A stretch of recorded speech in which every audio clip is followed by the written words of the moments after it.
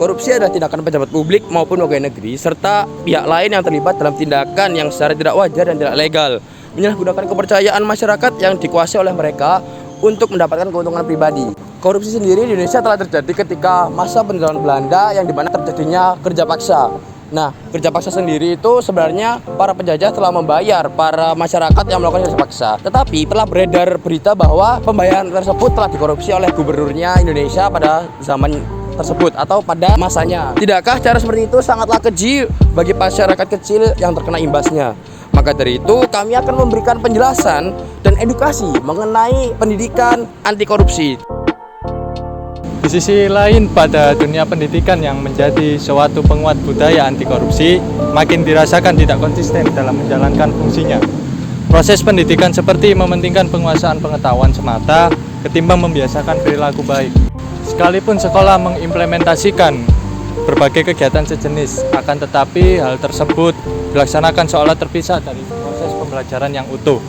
Oleh karena itu, inilah saatnya untuk mengembalikan sekolah-sekolah sebagai penguatan budaya anti korupsi. Untuk jangka panjang, dengan itu kita awali dengan melakukan pendidikan anti korupsi yang diawali oleh pendidikan.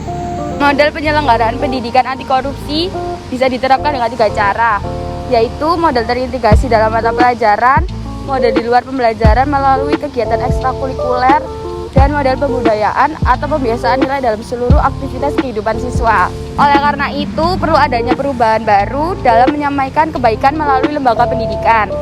Perlu komitmen kuat dan langkah konkret dalam menanamkan nilai kejujuran pada setiap diri setiap generasi muda, agar terbentuk pribadi mulia, jujur, serta bertanggung jawab dengan segala yang diamanahkan kepada mereka. Dengan demikian, sekolah memiliki tugas besar dalam merealisasikan hal itu. Semua dapat berjalan sesuai harapan apabila ada peran nyata dari pihak sekolah, dukungan pemerintah, serta partisipasi aktif masyarakat. Jadi kesimpulan yang bisa kita ambil dari penyampaian kelompok kami tersebut adalah tentang mengenai apa itu anti korupsi. Memang korupsi menjadi penyebab rusaknya moral bangsa kita. Maka dari itu kita dibutuhkan komitmen yang kuat dari warga masyarakat sekitar dan para instansi negara untuk tidak melakukan hal keji seperti itu lagi. Berikut solusi pencegahan anti korupsi yang pertama adalah membuat posko layanan terpadu tentang tindak korupsi. Lalu berikutnya membuat edukasi yang baik dan sangat berguna bagi masyarakat sekitar. Berikut hasil wawancara kami kepada teman-teman mahasiswa mengenai korupsi di Indonesia. Baik, kali ini saya akan menanyai mengenai tanggapan korupsi kepada Mbak siapa, Mbak? Indi. Mbak Indi ya. Mbak Indi, bagaimana tanggapan Mbak Indi mengenai korupsi yang terjadi di Indonesia ini, Mbak? Itu sih semakin merajalela ya.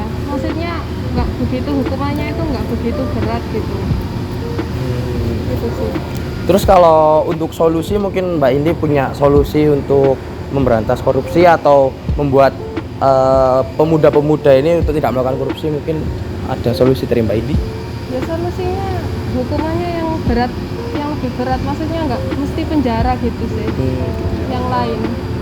Gitu Mbak ya. Iya. Oke deh, terima kasih Mbak ya. Mungkin cukup itu. Terima kasih Mbak. Baik, kali ini saya mewawancarai tentang korupsi yang di Indonesia dengan Mbak siapa ini? Feriza. Mbak Feriza. Mungkin pendapat Mbak tentang korupsi di Indonesia saat ini bagaimana, Mbak?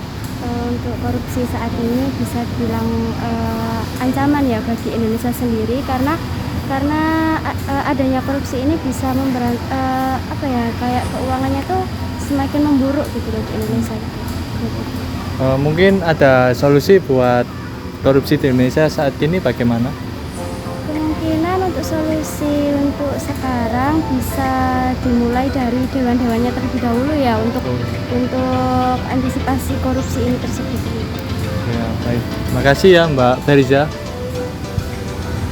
Baik, itu tadi wawancara kami bersama teman-teman mahasiswa mengenai korupsi. Jadi rata-rata teman-teman mahasiswa ini memberikan solusi kepada para dewan, tim dewan dan tim-tim petinggi negara untuk berusaha untuk selalu meminimalisir terjadinya korupsi dengan cara mengantisipasi dan mungkin memberikan hukuman yang lebih berat dan lebih pantas bagi para dewan dan petinggi negara yang melakukan korupsi. Baik, mungkin dapat itu yang bisa kami sampaikan mengenai betapa pentingnya pendidikan anti korupsi.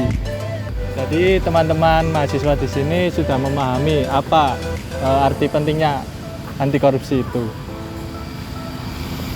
Jadi perlu diingat-ingat, jauhi korupsi. Assalamualaikum warahmatullahi wabarakatuh.